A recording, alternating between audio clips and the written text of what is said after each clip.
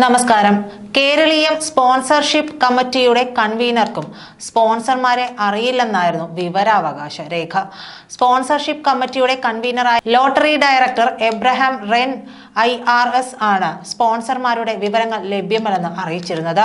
സ്പോൺസർമാരുടെ വിശദാംശങ്ങൾ എബ്രഹാം റെന്നിന്റെ പക്കലാണെന്നും വിശദാംശങ്ങൾ അവിടെ നിന്ന് ലഭിക്കുമെന്നും അതുകൊണ്ട് വിവരാവകാശ അപേക്ഷ ലോട്ടറി ഡയറക്ടർക്ക് കൈമാറിയിട്ടുണ്ടെന്നുമായിരുന്നു ടൂറിസം ഡയറക്ടറുടെ വിവരാവകാശ മറുപടി. എബ്രഹാം റെൻ കൈമലർത്തിയതോടെ സ്പോൺസർമാർ ആരെല്ലാം എന്ന കാര്യത്തിൽ ദുരൂഹതയായിരുന്നു. 27 കോടിയാണ് ഖജനാവിൽ നിന്ന് കേരളീയം പരിപാടിക്ക് നൽകിയത്. ബാക്കി തുക സ്പോൺസർഷിപ്പ് വഴിയും സർക്കാർ കൊടുത്തതിന്റെ പല മടങ്ങ് സ്പോൺസർഷിപ്പിലൂടെ കണ്ടെത്തിയെന്ന് മന്ത്രിമാർ അടക്കം വിശദമാക്കിയിരുന്നു. ഇതിനിടയിൽ പുതിയ വാർത്തകളും പുറത്തു വരുന്നുണ്ട്. കേരളീയത്തിന്റെ സ്പോൺസർമാരിൽ കരിമണൽ കർത്തയും ഇടം പിടിച്ചെന്നാണ് സൂചന. വീണ വിജയന് മാസപ്പടി നൽകിയ കർത്തയുടെ CMRL കമ്പനി കേരളീയത്തിനും സ്പോൺസർഷിപ്പ് നൽകിയെന്ന സൂചനകൾ പുറത്തുവന്നു.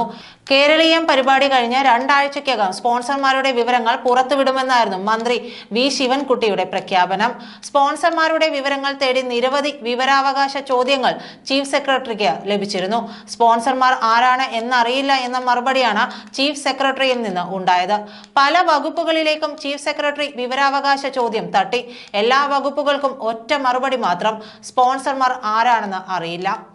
സ്പോൺസർഷിപ്പിന്റെ ചുക്കാൻ പിടിച്ച നീതി വകുപ്പ് ഉദ്യോഗസ്ഥൻ എബ്രഹാം റെന്നിനെ മുഖ്യമന്ത്രി കേരളീയം വേദിയിൽ ആദരിച്ചിരുന്നു. സ്പോൺസർമാർ ആരാണെന്ന് അറിയില്ല എന്നായിരുന്നു വിവരാവകാശ ചോദ്യത്തിന് എബ്രഹാം റെൻ നൽകിയ മറുപടിയും. 27 കോടിയായിരുന്നു കേരളീയത്തിന് ഖജനാവിൽ നിന്ന് മുടക്കിയത്. 10 കോടി അധിക ഫണ്ടും നൽകി. മൊത്തം 37 കോടി രൂപ കേരളീയത്തിന് സർക്കാർ കൊടുത്തതിന്റെ ഇരട്ടിയോളം സ്പോൺസർഷിപ്പ് വഴി സമാഹരിച്ചു എന്നായിരുന്നു ധനമന്ത്രിയും പറഞ്ഞത്. നവംബർ 8-ന് സമാപിച്ച കേരളീയം പരിപാടിയുടെ സ്പോൺസർമാർ ഇപ്പോഴും അജ്ഞാതരായി തുടരുകയാണ്. ക്വാറി, ബാർ മുതലാളിമാർ തൊട്ട് സകല മാഫിയകളുടെ കയ്യിൽ നിന്നും എബ്രഹാം റെന്നിന്റെ നേതൃത്വത്തിൽ കോടികൾ പിരിച്ചിരുന്നു. GST വകുപ്പ് അഡീഷണൽ കമ്മീഷണർ കൂടിയായ എബ്രഹാം റെന്നിനെ കേരളീയം പരിപാടിയുടെ പിരിവ് ഗംഭീരമാക്കിയതിനാണ് മുഖ്യമന്ത്രി കേരളീയം വേദിയിൽ ആദരിച്ചത്. കേരളീയം പരിപാടി കഴിഞ്ഞ 2 ആഴ്ചക്കുള്ളിൽ സ്പോൺസർമാരുടെ വിശദാംശങ്ങൾ പുറത്തുവിടുമെന്നായിരുന്നു സ്വാഗത സംഘം കമ്മിറ്റി ചെയർമാൻ കൂടിയായ വിദ്യാഭ്യാസ മന്ത്രി ശിവൻകുട്ടിയുടെ പ്രഖ്യാപനം. സ്പോൺസർമാരുടെ പേര് കേട്ടതോടെ ശിവൻകുട്ടി പ്രഖ്യാപനം മറന്ന് നവകേരള ബസിൽ ചാടി കയറി. കേരളീയം പരിപാടിയുടെ സ്പോൺസർമാർ ആരെല്ലാം എത്ര കോടി പിരിച്ചു എന്ന വിവരാവകാശ ചോദ്യത്തിന് മറുപടി പറയാതെ ഒഴിഞ്ഞു മാറുകയായിരുന്നു കേരളീയം പരിപാടിയുടെ ജനറൽ കൺവീനറായ ചീഫ് സെക്രട്ടറി ഡോക്ടർ വേണു. വിവരങ്ങൾ ലഭ്യമല്ലെന്നും ടൂറിസം, വ്യവസായം, നികുതി, സാംസ്കാരിക വകുപ്പിൽ അപേക്ഷ അയച്ചിട്ടുണ്ടെന്നുമായിരുന്നു ഡോക്ടർ വേണുവിന്റെ മറുപടി. സാംസ്കാരിക വകുപ്പ് വിവരാവകാശം സാംസ്കാരിക കാര്യാലയത്തിലേക്കും, വ്യവസായ വകുപ്പ് വ്യവസായ വാണിജ്യ ഡയറക്ടറേറ്റിലേക്കും, നികുതി വകുപ്പ് ധനകാര്യ വകുപ്പിലേക്കും, GST കമ്മീഷണറേറ്റിലേക്കും അപേക്ഷ തട്ടി. ടൂറിസം ഡയറക്ടറേറ്റ് എബ്രഹാം റെന്നിന്റെ ഓഫീസിലേക്കും തട്ടി. എബ്രഹാം റെന്നും കൈമലർത്തിയതോടെ വിവരാവകാശ കമ്മീഷണറെ സമീപിക്കാൻ ഒരുങ്ങിയിരുന്നു അഡ്വക്കേറ്റ് CR പ്രാണകുമാർ.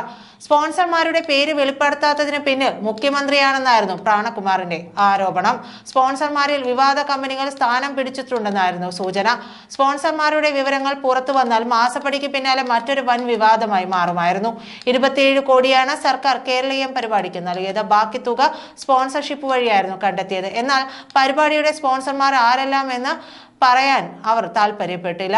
പരമാവധി പണം സ്പോൺസർഷിപ്പിലൂടെ സംഘടിപ്പിക്കണമെന്നും സെമിനാർ അടക്കമുള്ള പരിപാടികൾക്ക് ആളെ എത്തിക്കണമെന്നുമായിരുന്നു വകുപ്പുകൾക്ക് സർക്കാർ നൽകിയ നിർദ്ദേശം. വകുപ്പുകളുമായി ബന്ധമുള്ള വമ്പന്മാരെ മന്ത്രിമാർ നേരിട്ട് വിളിച്ചാണ് സ്പോൺസർഷിപ്പ് ആവശ്യപ്പെട്ടതെന്നായിരുന്നു സൂചന. വൻകിട ക്വാറി നടത്തിപ്പുകാർ അടക്കം സ്പോൺസർമാരായി. നന്ദി.